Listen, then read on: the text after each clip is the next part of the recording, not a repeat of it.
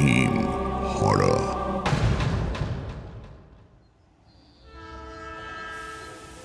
চণ্ডীপুর জায়গাটা কলকাতা থেকে বেশ কিছুটা দূরে, তবে কাজকর্মের জন্য এই এলাকার লোকেরা নিয়মিত কলকাতায় যাতায়াত করে।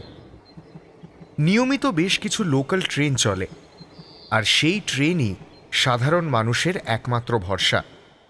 সেই চণ্ডীপুরে নতুন স্টেশন মাস্টারের দায়িত্ব নিয়ে আসেন অরবিন্দ গোস্বামী। পাড়াগাঁয়ের পোস্টিং নিয়ে উত্তর কলকাতার অরবিন্দ আগাগোড়াই চারপরনায় বিরক্ত ছিল, তাই এসে থেকে এলাকার লোকদের সঙ্গে ভালো করে দুটো কথাও বলেনি।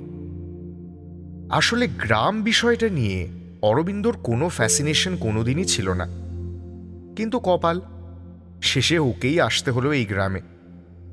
আর আসার পর থেকে একটা গল্প শুনে শুনে কান পচে যাওয়ার জোগাড় হলো অরবিন্দর।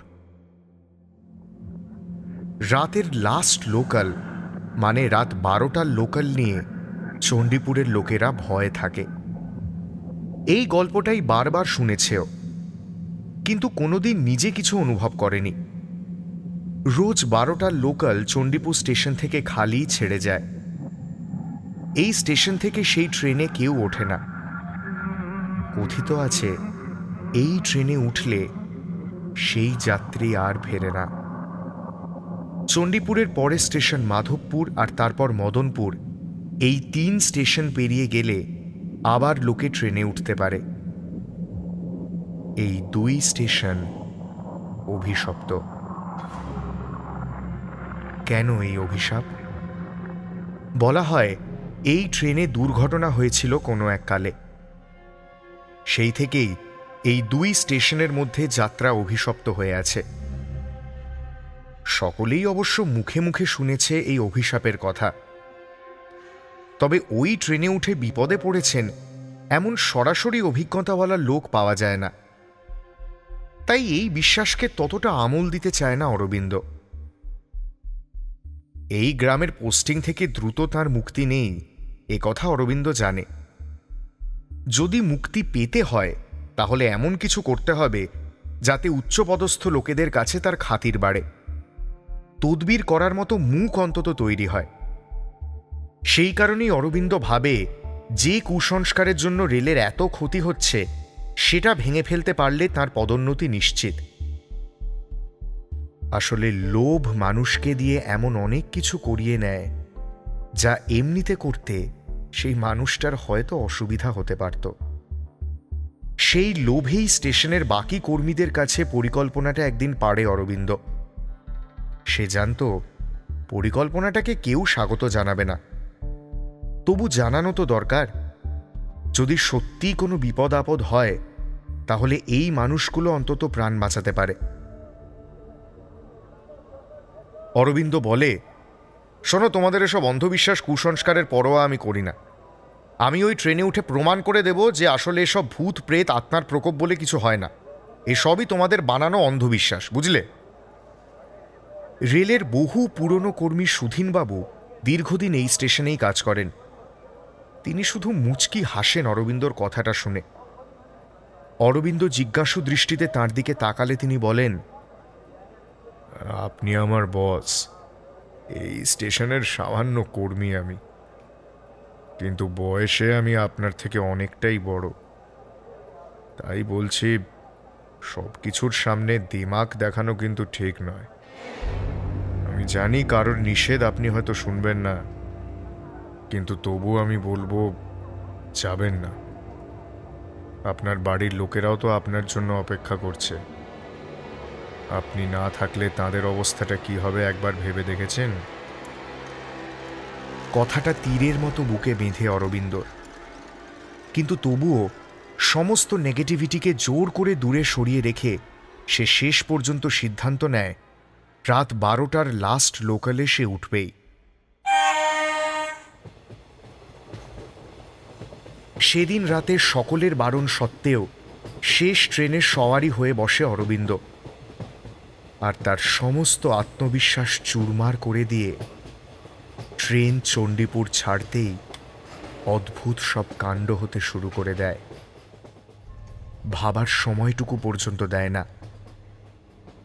ট্রেন চণ্ডীপুর প্ল্যাটফর্ম পেরিয়ে রেল লাইনের ধারের গ্রাম পেরিয়ে যেতেই হঠাৎ ট্রেনের ভেতরের সব আলো নিভে যায়।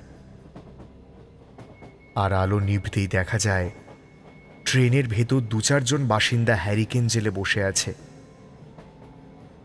কিন্তু ওরা কারা? চণ্ডীপুর থেকে তো ওরা ট্রেনে ছিল না, এলো কোত্থেকে? হঠাৎ ট্রেনের ভেতরটা কেমন যেন পাল্টে যায়, যেন কয়েকশো বছর আগের এক ট্রেন যাত্রার জীবনে পৌঁছে যায় অরবিন্দ। বুঝতে পারে গ্রামের একটাও লোক মিথ্যে বলেনি, এই ট্রেন সত্যি অভিশপ্ত। কয়েক মিনিটের মধ্যেই ভয় সিঁটিয়ে যেতে থাকে অরবিন্দ। ভাবে অনেক হয়েছে, পরের স্টেশনে নেমে পড়বে, আর নয়। চাকরির থেকে জীবনের দাম অনেক বেশি, কিন্তু এই ট্রেন যাত্রা যেন অনন্ত মনে হয় তার। পরের স্টেশন আর আসতেই চায় না। চারিদিকে নিকষ কালো অন্ধকার। ক্রমে সে দেখতে পায় ট্রেনের বুড়োগুলো ধীরে ধীরে তার সিটের দিকে এগিয়ে আসছে। কাঁপা কাঁপা হাতে ধরা হ্যারিকেনের আলোয় ওদের মুখ খুব একটা স্পষ্ট করে দেখা যাচ্ছে না, তবে বোঝা যাচ্ছে ওরা হাঁটতে পারছে না ঠিক করে, খুঁড়িয়ে খুঁড়িয়ে কোনো মতে হেঁটে চলেছে। কি করবে অরবিন্দ? এই চলন্ত ট্রেন থেকে ঝাঁপ দিলে তো মৃত্যু নিশ্চিত। তাহলে সত্যি বোধহয় ভূতের খপ্পরে পড়ে প্রাণটা বেরিয়ে যাবে এবার। ট্রেনের দুলুনিতে দুলতে দুলতে ওরা আরো এগিয়ে আসে।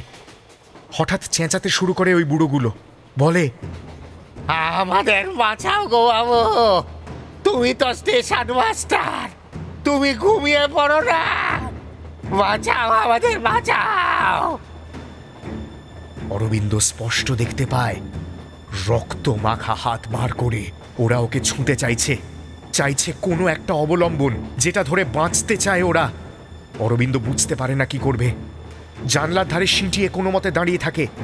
কয়েক মুহূর্তের মধ্যে হঠাৎ একটা প্রলয় ঘটে যায় যেন ট্রেনে। ভীষণ শব্দে প্রচন্ড ঝাঁকুনি দিয়ে থামতে চেষ্টা করে ট্রেন, তারপরে তীব্র শব্দে ধাক্কা মারে কিছুতে। মনে হয় ভীষণ কোনো অ্যাক্সিডেন্ট হয়েছে। ঝাঁকুনিতে খেলনা পুতুলের মতো গেটের দিকে ছিটকে পড়ে অরবিন্দ। মাথাটা প্রচন্ড শক্তিতে ঠুকে যায় গেটের লোহার রডে। তারপর গড়িয়ে সে ট্রেন থেকে ছিটকে পড়ে পাশের ক্ষেতের মধ্যে। মাথা কেটে অঝরে রক্ত পড়তে শুরু করে।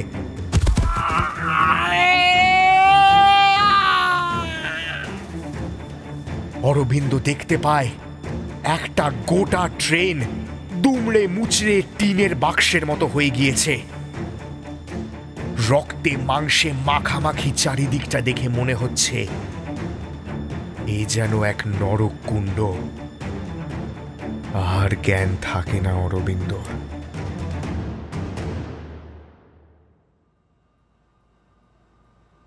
সে যখন চোখ খোলে তখন সে 20 মাইল দূরে গ্রামীণ হাসপাতালের বেডে। মাথার কাছে সস্নেহ দৃষ্টি নিয়ে দাঁড়িয়ে অফিসের সুধীনবাবু। তিনি কপালে হাত বুলিয়ে দিতে দিতে বলেন, এবার বিশ্বাস হলো তো কেন ওই লোকালে লোক ওঠে না? বহু বছর আগে ওই লোকালে অ্যাক্সিডেন্ট হয়েছিল, মারাত্মক অ্যাক্সিডেন্ট। কারণ স্টেশন মাস্টার ঘুমিয়ে পড়েছিল সে রাতে, সিগন্যাল দেখাতে ভুল করেছিল।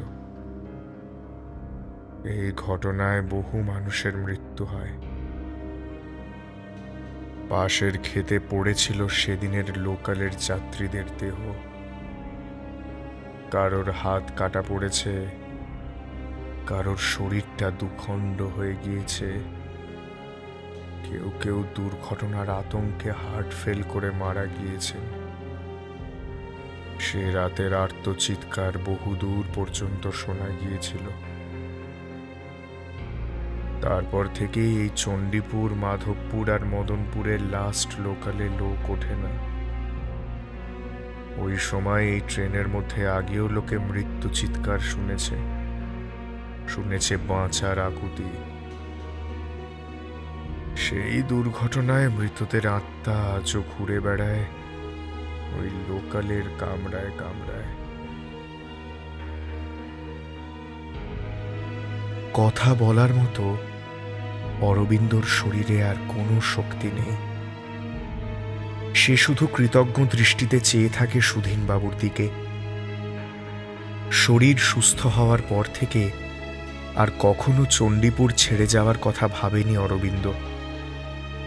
সে আজ বিশ্বাস করে গ্রামের মানুষের বিশ্বাসের কাছে শহুরে দেমাক স্রেফ নস্যি।